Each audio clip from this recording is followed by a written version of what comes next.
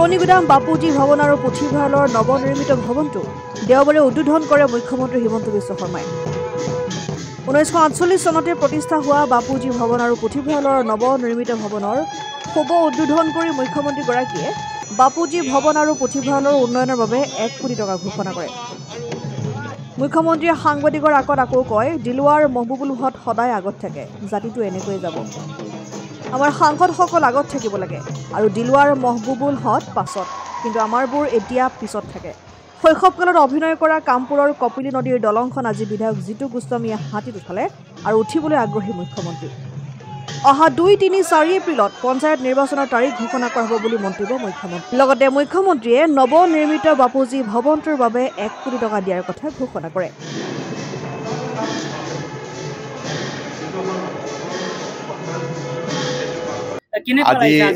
আজি গৈ আহোঁ তাতে আৰু ডেফিনেটলি বহুত পুৰণা স্মৃতি আৰু এই দলংখনৰ আধাৰশিলা স্থাপনো মই কৰিছিলোঁ। শুভ উদ্বোধনৰো আজি অনুষ্ঠানত উপস্থিত থাকিব পাৰিম আৰু সেই দলংখনত মই বা কামপুৰত মই প্ৰায় এমাহ সময় আছিলোঁ। গতিকে সঁচাকৈ এটা অত্যন্ত নষ্টালজিক দিন আৰু গৈ লওঁ, গৈ পালে আপোনালোকক তাতে ক'ব পাৰিম।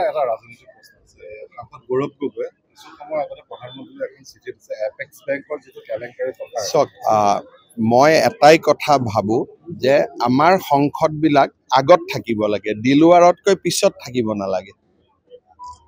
আজিকালি সমস্যাটো হৈছে দিলৱাৰ আগত থাকে, মেহবুবুল আগত থাকে আৰু আমাৰবিলাক পিছত থাকে। সেইটোৱে আটাইতকৈ ডাঙৰ সমস্যা। গতিকে আৰু জাতিটো এনেকেই যাবগৈ আৰু সময়ত সদায় যেনেকে পায়।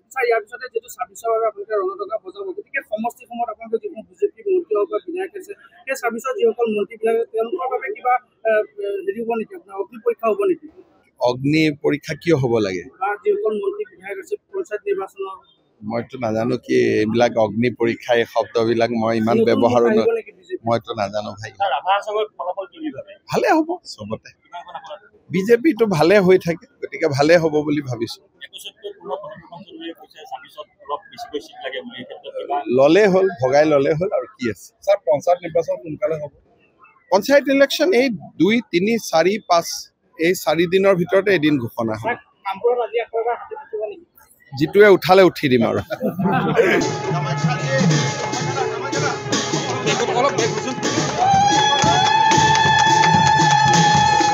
কেমেৰা পাৰ্চন মৃণালৰ সৈতে নগাঁৱৰ পৰা বিভূতি বৰা ৰিপৰ্ট, ডেমক্ৰেটিক আছাম।